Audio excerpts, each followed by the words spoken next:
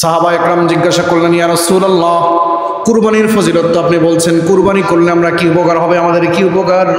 নবী করিম সাল্লাল্লাহু আলাইহি ওয়াসাল্লাম বললেন, সুন্নাত আবিকুম ইব্রাহিম আলাইহিস সালাতু ওয়াস সালাম।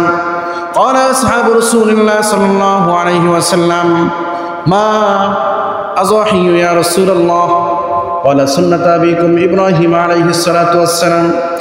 সাহাবা একরাম জিজ্ঞাসা করলেন, ইয়া রাসূলুল্লাহ, কুরবানির ফজিলত কি? নবী সাল্লাল্লাহু আলাইহি ওয়াসাল্লাম বললেন, সুন্নাত আবিকুম ইব্রাহিম আলাইহিস সালাতু ওয়াস সালাম। কুরবানি হলো তোমাদের পিতা, আমাদের পিতা হযরত ইব্রাহিম আলাইহিস সালাতু ওয়াস সালামের সুন্নাহ।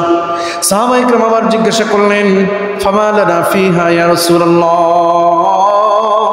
হে রাসূল, বুঝলাম তো বাবা ইব্রাহিম আলাইহিস সালাতু ওয়াস সালামের সুন্নাহ, কিন্তু এই কুরবানি দিয়ে আমাদের ফজিলত কি?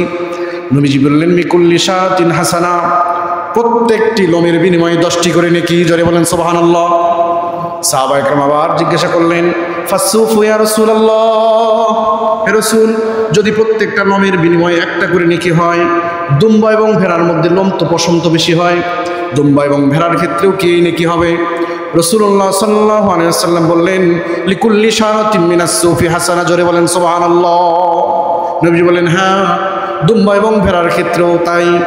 যদিও দুম্বা এবং ভেড়ার লোমটা বেশি, প্রত্যেকটা লোমে একটা করে নেকি আল্লাহ পাক দান করবেন, 10টা করে নেকি আল্লাহ পাক দান করবেন। জোরে বলেন সুবহানাল্লাহ। তাহলে নিয়তটা করতে হবে আল্লাহ পাককে রাজি খুশি করার জন্য। প্রিয় ভাইরা আমার, আল্লাহ পাককে রাজি খুশি করার জন্য যদি করি, কুরবানি করব আমরা, কুরবানির পশুর গায়ে যে লোমটা আছে, প্রত্যেকটা লোমে 10টা করে নেকি দিবেন কে? আল্লাহ। নিয়ত করতে হবে আল্লাহকে রাজি খুশি করার জন্য। আমরা বলি ইনশাআল্লাহ।